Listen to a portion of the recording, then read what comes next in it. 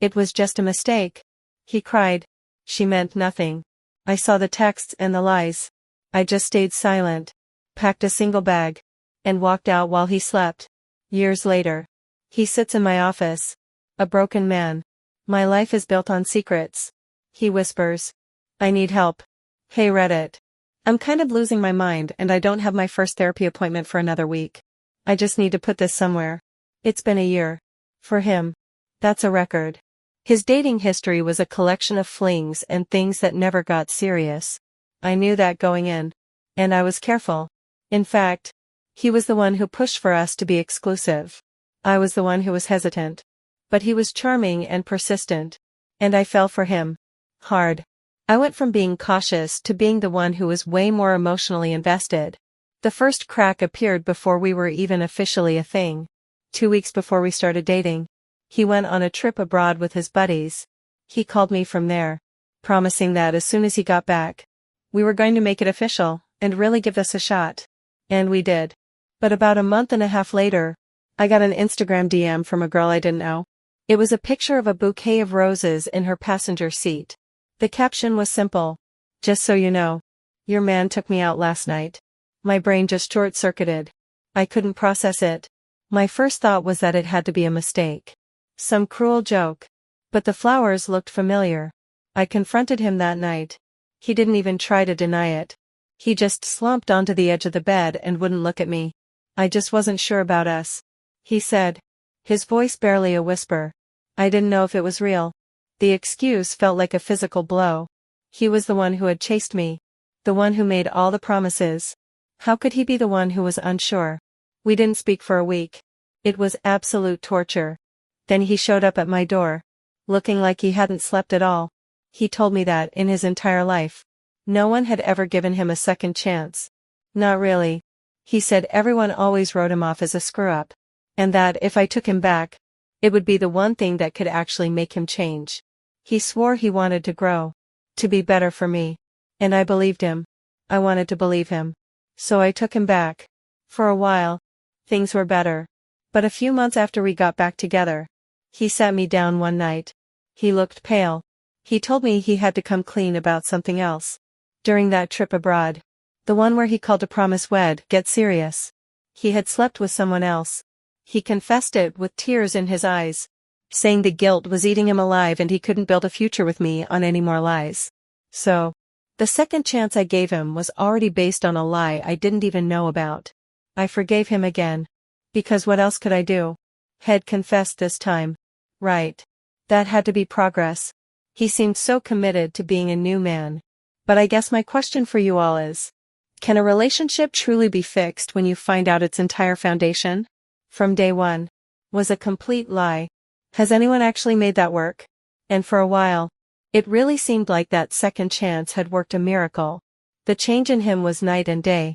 He started really showing up. Had bring me lunch at work on my busy days. He spent a whole weekend helping me assemble furniture for my apartment.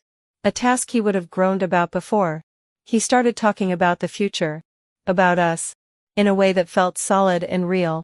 He was supportive. He was present. And for the first time, I felt like I could actually relax into the relationship. My friends noticed it, too. They'd say things like, wow, he's really stepped up. I'm so happy for you. But there was this little knot in my stomach that never went away. It was a low, humming anxiety that flared up whenever his phone buzzed late at night, or when he was vague about who he was out with. My logical brain would tell me to shut up. He's a different person now. He's proven it. You're going to ruin this with your paranoia. But my gut just wouldn't listen. It felt like I was constantly holding my breath, waiting for the other shoe to drop. This good period felt fragile, like a thin sheet of ice over deep, dark water. Then, last week, it all came to a head. He was in the shower, and his phone, which was on the nightstand, lit up with a notification. It wasn't a text. It was from an app I didn't recognize. I stared at it, and my heart started hammering against my ribs. I had this internal war that lasted about 10 seconds. One part of me was screaming, "Don't do it. You're finally in a good place. Don't destroy it. Trust him." But another, colder voice whispered back, "You don't trust him. You haven't trusted him for a year. You need to know. The cold voice won. My hands were shaking so badly I could barely type in the passcode. Our anniversary date. Ironically. I found the app. It was a hookup app. And the messages. They weren't to women. They were to men. My brain struggled to process what I was reading. The conversations were brief and transactional. Looking for a dom top. Can you host? Need to be used. I scrolled back for weeks. It looked like he'd arranged a few meetups. But then canceled at the last minute each time with excuses like something came up or can't tonight. So he hadn't gone through with it. At least not recently. But he was trying to pew. I sank down onto the floor. The phone still clutched in my hand. The sound of the shower was a dull roar in the background. It wasn't just the cheating. It was the nature of it. This was a secret life. A whole world I had no idea existed. The man I thought I was finally building a stable life with was actively seeking out strangers for one-night stands. The knot in my stomach wasn't a knot anymore. It was a black hole, sucking everything inside me into it. I sat there on the carpet, trying to breathe, knowing that the man who would walk out of that bathroom in a cloud of steam was a complete stranger to me. For anyone who's been in this position, where you snoop and your worst fears are confirmed, what do you do in that exact next moment? How do you even begin a conversation that you know is going to shatter everything? He walked out of the bathroom a few minutes later, toweling his hair and smiling, but it vanished the second he saw me on the floor. He followed my eyes down to the phone in my hand, its screen still glowing. The look on his face was something I'll never forget. It wasn't anger or denial. It was absolute, hollowed-out defeat. He didn't say a word, just sank down onto the edge of the bed and put his head in his hands. I finally found my voice, but it was shaky. I need you to tell me what this is. That's when it all came out. The story spilled out of him in broken pieces, punctuated by sobs. He told me he has a fetish for being dominated by men. He was adamant that it wasn't romantic, that he's not gay and has no emotional or physical attraction to men in his daily life. He described it as a compulsion, a dark part of his brain that he can't control and that he's been hiding his entire life.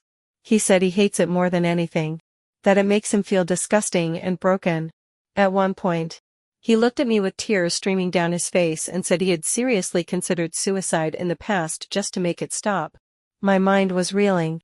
I was trying to fit this new information into the puzzle of our relationship. The lies. The cheating with women. Was it all connected to this? Was he acting out because of this shame? It was so much bigger and darker than I could have ever imagined. For a split second, I felt a wave of pity for him. And then he delivered the final blow. There's one more thing. He choked out. 5 months ago. I did it. I met up with a man. I slept with him. He rushed to add more, swearing it was the only time, that it terrified him so much he never wanted to do it again, and that he was going to fight it. But I barely heard him. The air left my lungs. 5 months ago. We were in a good period then. We were building our future. While he was helping me assemble furniture and bringing me lunch, he was living this other life and then coming home to me. I don't know what to do. The man I love has done so much for me. He supported me. He's made me laugh. And in his own broken way, I think he really does love me. But he's also hurt me in a way I don't know how to comprehend. This isn't just about cheating anymore. It's about a fundamental secret he's been hiding. The entire foundation of our relationship, even the good parts, feels like it was built on a lie. I'm starting therapy soon. But right now I'm just stuck in this loop of confusion and fear. How do you even begin to trust someone again after this? How do you separate the person you love from the deep, hidden struggle that caused them to betray you so profoundly? I feel like I'm grieving a man who never even existed. Any advice at all would mean the world.